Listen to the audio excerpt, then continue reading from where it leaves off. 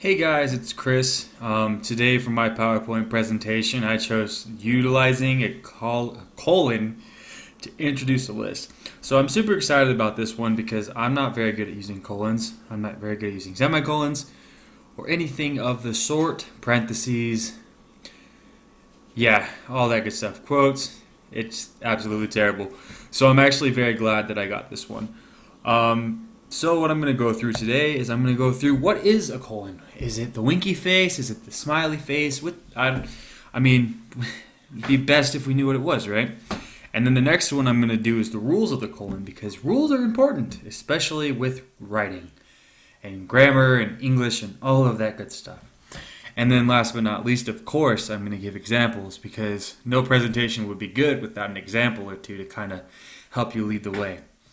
So, first of all, I'm going to start off with what is a colon. A colon means that is to say, or here's what I mean. So basically it's to start off the list. It's a few rules that I'll go into a little bit later, but basically that's what it means.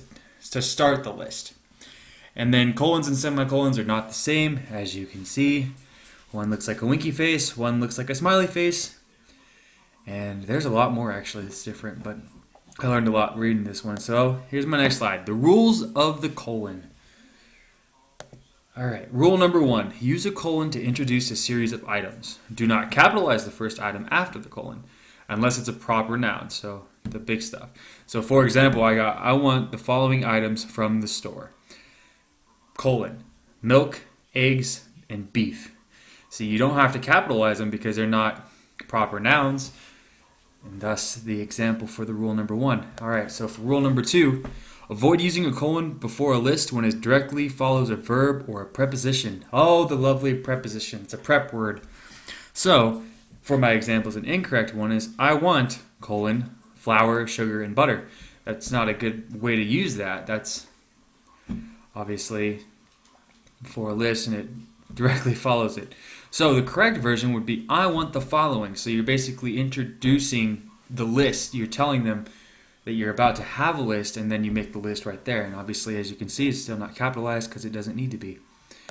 Alright, so for my very next one, rule number 3. When listing items using bullets, it is optional to capitalize the information or provide any punctuation. So, like I said earlier, I hate punctuation, but with the colon, you don't have to, which makes things a lot easier, unless each bullet is a sentence. So, if it's a one-word bullet, then you're okay, you don't have to do any punctuation, you don't have to do any capitalization. But if you have a sentence, then that's when you have to start doing punctuation and everything. So my example is, I want the following, colon, eggs, ham, and cheese. Obviously it auto-capitalized, so I kind of screwed that one up. But it was okay, I didn't use any punctuation because it wasn't a complete sentence. So, rule number 4. A colon can be used if the second sentence has something to do with the first sentence. This is kind of out of the list category, but I felt like since I'm giving a thing about the colon, I thought it'd be the best if I told you everything about it so you can kind of get around about what it is. So, for example, he got what he worked for, colon, he really earned that promotion. So, he was working for that promotion. And they worked together, obviously, so that's why the colon would work. So, I guess I forgot to put a non-example that would work. So, he got what he worked for, colon, and went and got a sandwich.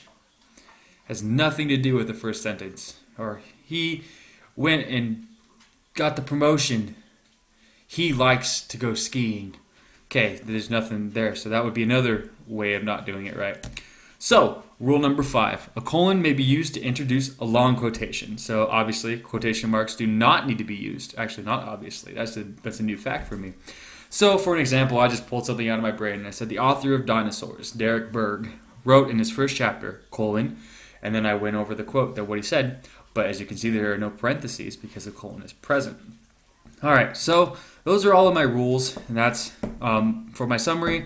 I just want to let you know what a colon was, the best way to use a colon in a listing, and also about the 5 basic rules.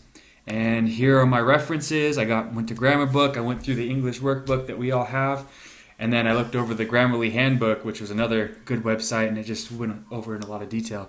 So I hope you guys enjoyed my presentation. I'm sorry it went so long, but I hope I taught you what I needed to. Have a great rest of your day, guys.